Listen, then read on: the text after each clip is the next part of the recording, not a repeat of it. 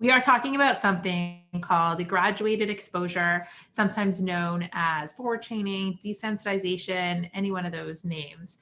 The reason to use something like that is maybe in getting somebody used to something that's new or something that they may not really enjoy, but they have to anyway. So we're talking about things like going to the dentist, getting a haircut, attending, if they have to attend something where it's loud and noisy and they may not be used to that level of noise. So we may do something with them called graduated exposure. And when you're doing graduated exposure, like Shira said, it's typically through forward chaining. So let's give you an example of the dentist. So, the dentist is a necessary evil. Even I don't love the dentist, but I've learned how to tolerate it over the years. Anyway, with that being said, let's take a look at all the things at the dentist. And the first thing that I'm going to do is maybe not even go to the dentist. Just start with, hey, can the child I'm working with or the individual that I'm working with tolerate, even just the exposure of, the dental tools. So if I bring out, not the drill, if I bring out, those little picky things or even dental floss, toothbrush, can the individual, be okay with that? And that's it. So, hey, I'm going to bring out those things and I'm going to say, okay, great. You're cool with that. Amazing. Let's put that away. Let's go do something else really fun. And the idea is to only do these things as they're calm. Nothing is forced. Like we're not trying to make them be upset. We're only trying to give them very, very small doses so that they can stay calm and we can slowly add to that. You bet. So that's the first step. And then I have to brainstorm what the second step is going to be. And then the third step and the fourth step. So I'm really systematically increasing, number one, the length of time that they're able to, be exposed to these types of things that, they're not loving so much. And number two, then, gradually increasing, not only the things that I'm presenting, but, where they are. So, at some point in time, I'm actually going to walk into that dentist's office.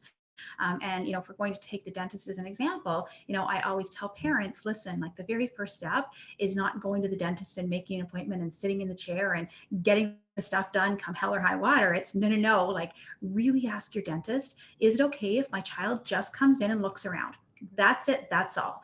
And you know what? If your child calm while they go in and look around, don't push it. No, that's it. No, don't set them in the chair. Just have them look around, leave on a good note, go get some ice cream. If they like that, go get something, go do something really fun after that, so that you introduce that pre-NAC principle, right? So first something that's not so cool, and then something great happens, and then they can start associating, oh well, I went and just looked around at the dentist, wasn't so bad, and now I can do something more fun. And then the next time you go back to the dentist, you may just want to look around again, or maybe they sit in the chair and they just sit down for a couple seconds and that's it.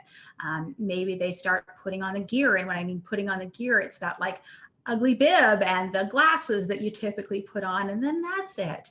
And seeing if you can work with your dentist to be able to do that with your child is what the graduated exposure would be as an example at the dentist. Yeah, the key is to like quit when it's going well. Like we never want to push them too far because it's going so well that we're just going to go to the next step and the next step. Another example that we had was a student who refused to go into the bathroom.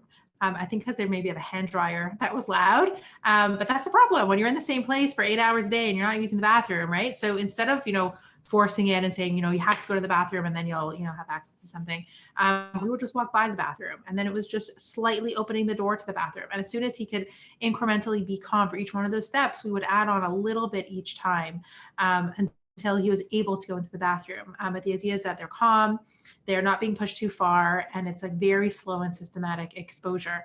And when doing something like this, we do recommend, getting consent from parents and making sure that all team members are on the same page, that this is something that we want targeted in this way.